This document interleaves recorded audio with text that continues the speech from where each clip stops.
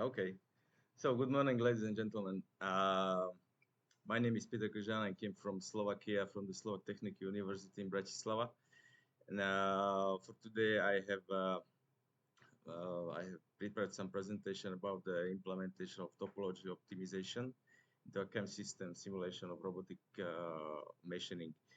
Uh, this presentation is a little bit mixed. I can. Okay. Mixed issue which comes from the topics.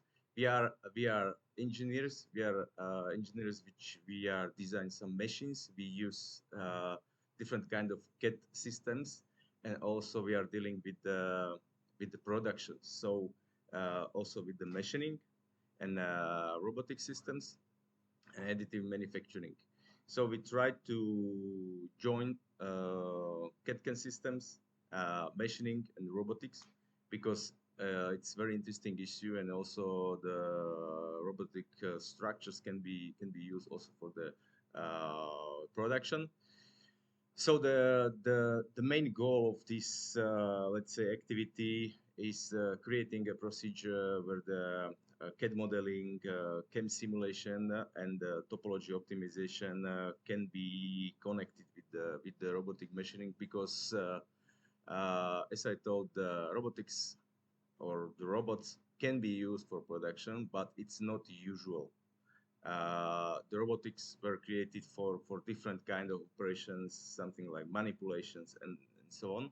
But in nowadays, everybody of you knows the 3D printing, the additive manufacturing, and this gives up some new opportunities also for the robots. We can use the robots for 3D printings, but there are some troubles, let's say, and therefore, if we would like to fulfill our goal, and why we build up this aim of or goal is the reason that we would like to establish some workplace on our university where the hybrid additive manufacturing will be implemented. So, but not with the conventional CNC machines because such of machines are widely produced by the manufacturers. There is a AM additive manufacturing module which can be joined like different kind of cutting tool, but we would like to use it on a robotic structure. It's very helpful when we join the additive manufacturing and CNC machining or machining because we can gain more advantages like good surface quality on a final. It's very nice, and also we can spend less material. We don't have so much waste like in classical machining, and therefore when we join these two technologies, that's very useful for us. What about topology optimization? Topology optimization is such a procedure when we can uh, treat the model, we can treat the final product, we can reduce the weight, but regarding we have to take account the strange characteristics of the product, and we can use totally different way of designing of the product. But the biggest disadvantage is, as you can see here, if we would like design some part, there are some different surfaces where we have to take. When we use the traditional machining, the basic material should be something like this. And when we use the additive manufacturing, we can use let's say some abstract surfaces or volumes, but it's not possible to produce it on with the CNC machining. And now we would like to do that such of surfaces can be treated by the topology optimization, and we can treat it to the form which can be suitable for machining. And also, if we join it with the robotic structure, which is 6-axis structure, we can gain a very interesting result. So the topology optimization is very useful because there is in the one hand we have a size shape optimization. We can reduce the volume, and yes, in some cases it's very useful. And if we have the 3D printer for the steel, for example, here you can see some applications have as were used in abroad with some kind of researchers. For example, 82% of material reduction can be gained, and still the strange characteristic of the part is here. So, but there is some procedure how to treat the product to the form which can be printed, let's say, in this first round. And the main question was how we can produce such of parts with the machining, or how we can use it with the robotics. And there is no known procedure. Also, on the base of our communication with the producer of robots or machines, there is no system how to use the 3D model from topology optimization, and this system can be able to treat the surfaces to the form which are suitable for machining, and also for the robotic machining. So we would like to find it because we know also the CAD/CAM system, because we know also the machining, because we know what is the correct procedure, how to produce some parts, how to create a technological procedure if we would like to something producing. And therefore we try to use the basic CAD modeling and FEM analysis with topology optimization. And after in some CAD models, we were able also do some treatment with the models, which we are able to modify the parts and the surfaces to the form which are suitable for the machining. Here you can see that with the topology optimization, you can do everything like with the basic model. You can do different kind of analysis. There is very useful product for the engineers. And here you can see the typical product, how it can be used. I mean, the optimization, how it can be used if you have a 3D printer. It's very suitable. Yeah, we can talk about the price. What's the price? But you can see that everything should be produced from one part, and sometimes it's very useful, and it's sometimes it's a big advantage.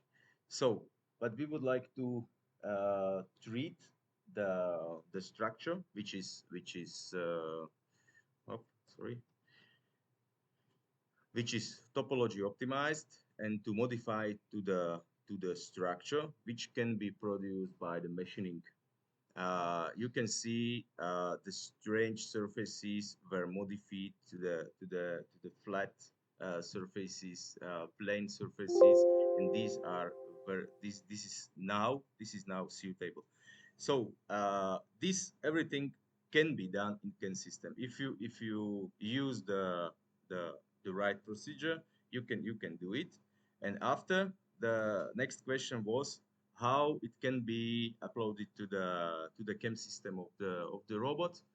Also, the guys from the ABB company told us that yeah, fine, we have a software, we have a control system, but it's not possible to. Yes, you can upload it, but there is lot so-called CAM system, but it doesn't work like CAM system. The system which is included in Robot Studio called Power Machining, and the ABB company call it CAM system, but it's only for the finalization of surfaces.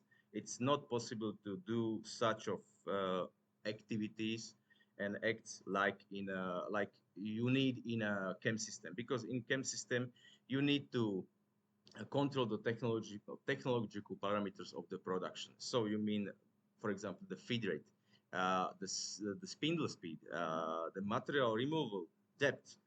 You have to control how the tool goes to the z-axis, to in depth, and also you need to simulate the whole process when you change the tool. If you uh, do different kind of operations, I mean, for example, milling or drilling, you can change the tool. It's normal. CAM system allows you this, and if you build up the simulation, after then the output of the simulation is you can avoid collisions, and you can create the NC code for the machine. And this NC code is not readable for the robot. That's a big problem. And if we reach the state that it was readable for the robot, it wasn't the robot wasn't able to read everything from that NC code. So it wasn't able to change the speed rate as we want, or it wasn't able to go down with z-axis as we want, and so that was a big problem.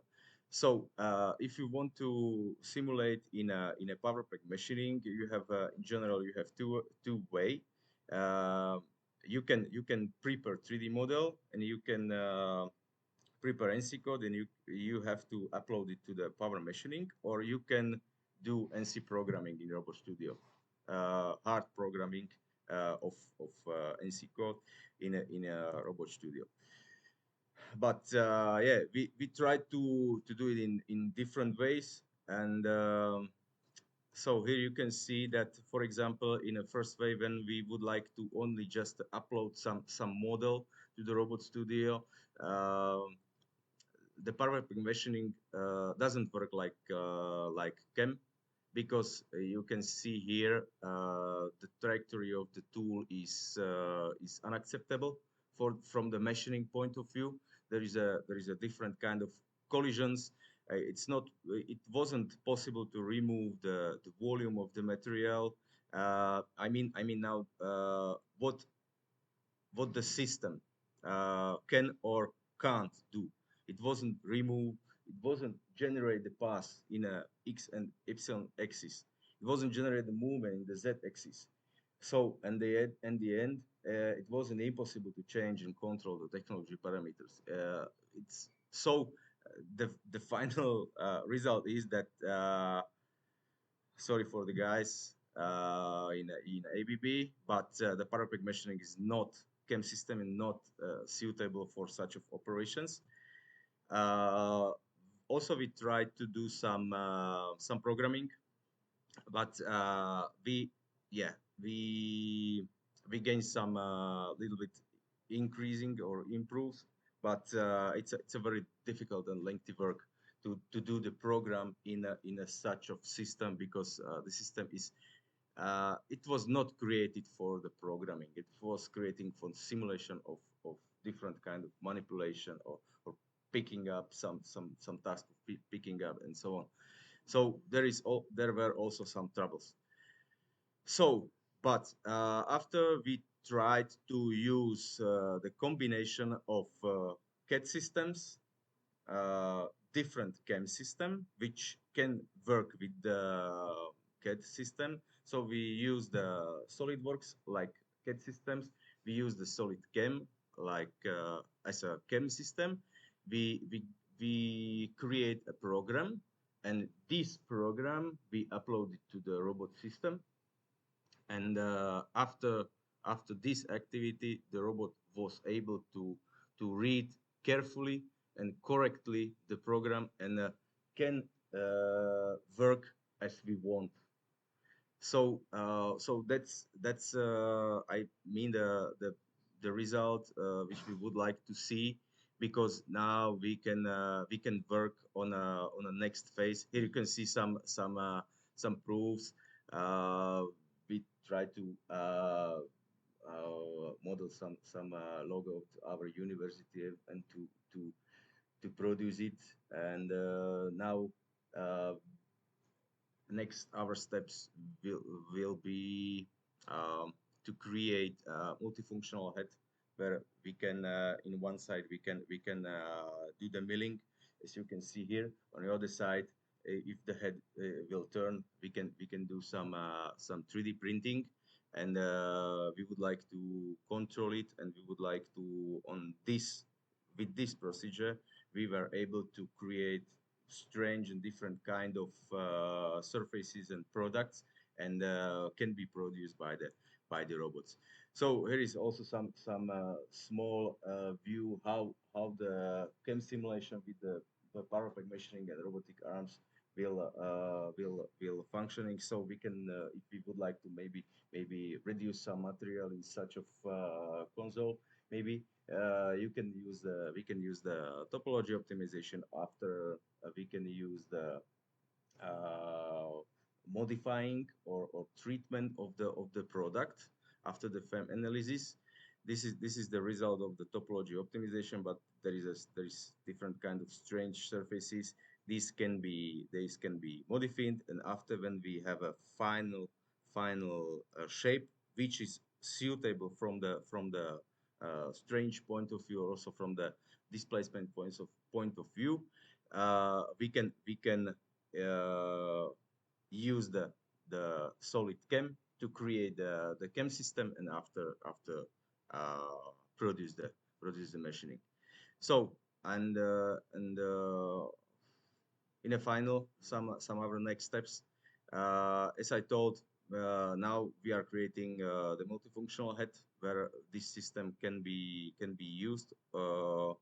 You can use the additive manufacturing and for example milling in each step how do you would like. You can, because hybrid additive manufacturing, the advantage of hybrid additive manufacturing is also in that way that you can change the technology, and you can also change the material. You can use different kind of material, which if the material is joinable with the base which was produced before, you can use it. And also you can change the step if you use the additive manufacturing. Also you can do it with the plastics, and also you can do it with the steel materials, because we have or we know different kind of technologies like direct metal sintering or cold spraying. These technologies can be used in a small module which can be implemented to the robot.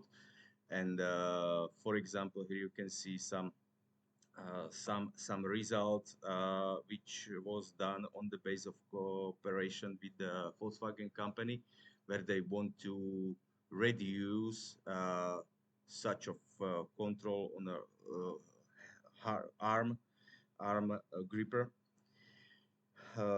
They want to reduce the material because it was too weight for them, and we use the topology optimization, and they produce it from the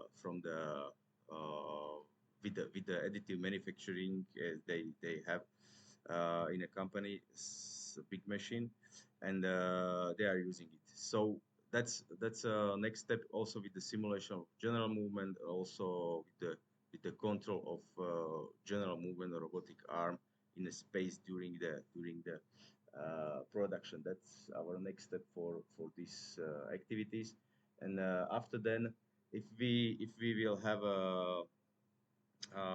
hold the system, if we will control the system, we would like to measure the forces. I mean the reaction forces which are increasing during the machining, because we know that not each type of robot is intended for the machining, but I say that each robot can be used in maybe in a small companies where they need maybe 1 or 2 times per week, would like to something to create. It is usable, but you have to know how. And